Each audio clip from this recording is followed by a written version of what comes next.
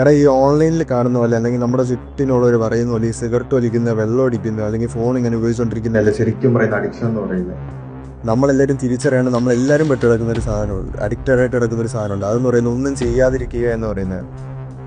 ഇപ്പോൾ നമ്മളിൽ പലരും പലതും നാളത്തേക്ക് വേണ്ടി മാറ്റി വയ്ക്കുന്നവരാണ്. ഇപ്പോൾ എക്സാമ്പിളായിട്ട് പറയുകയാണെങ്കിൽ ഇപ്പോൾ എൻ്റെ ഒരു ഫ്രണ്ടിൻ്റെ അടുത്ത് ഞാൻ ചോദിക്കുന്നു, എടാ നീ ജിമ്മിൽ പോകുന്നില്ലെന്ന് വെച്ചാൽ അവൻ പറയും ഞാൻ അടുത്ത 1-ാം തീയതി തൊട്ട് പോലെയാ, അല്ലെങ്കിൽ ഞാൻ അടുത്ത തിങ്കളാഴ്ച കൊണ്ട് പോകും. അപ്പോൾ ഞാൻ പറയുന്നത് ഈ 10-20 ദിവസത്തെ ഗ്യാപ്പ് വെക്കും. അതിൻ്റെ ഇടയിൽ എന്ത് സംഭവിക്കും? നിൻ്റെ മനസ്സ് മാറാം, നിൻ്റെ സാഹചര്യങ്ങൾ മാറാം. അപ്പോൾ നീ ചിലപ്പോൾ പോകത്തില്ല. അതിന് വരെ നീ ഇന്നോട്ട് പോയി തുടങ്ങുകയാണെങ്കിൽ നാളെ തൊട്ട് പോയി തുടങ്ങുമെങ്കിൽ നീ അത് 1 മാസം കഴിഞ്ഞ് എന്തൊക്കെ സംഭവിച്ചാലും പോകും.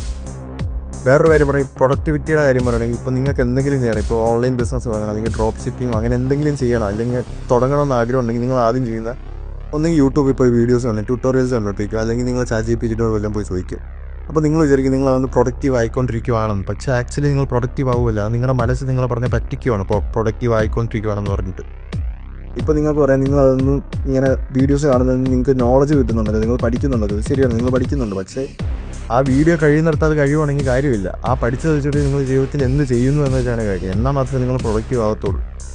അപ്പോൾ എനിക്ക് പറയാനുള്ള ഇത്രേ ഉള്ളൂ, നിങ്ങൾക്കിപ്പോൾ എന്തെങ്കിലും ചെയ്യണമെന്ന് ആഗ്രഹം ഉണ്ടെങ്കിൽ നിങ്ങളത് ചെയ്യുക. നിങ്ങളുടെ ചുറ്റിനും നിൽക്കുന്നവർ എന്ത് പറയുന്നു ഒന്നും നോക്കരുത്, അവരെന്ത് വിചാരിക്കുന്നു നോക്കരുത്. നിങ്ങളുടെ മനസ്സ് പറയുന്ന കാര്യം നിങ്ങൾ ചെയ്യുക. അതിന് എന്തൊക്കെ ചെയ്യേണ്ടി വന്നാലും നിങ്ങളത് ചെയ്തിരിക്കണം.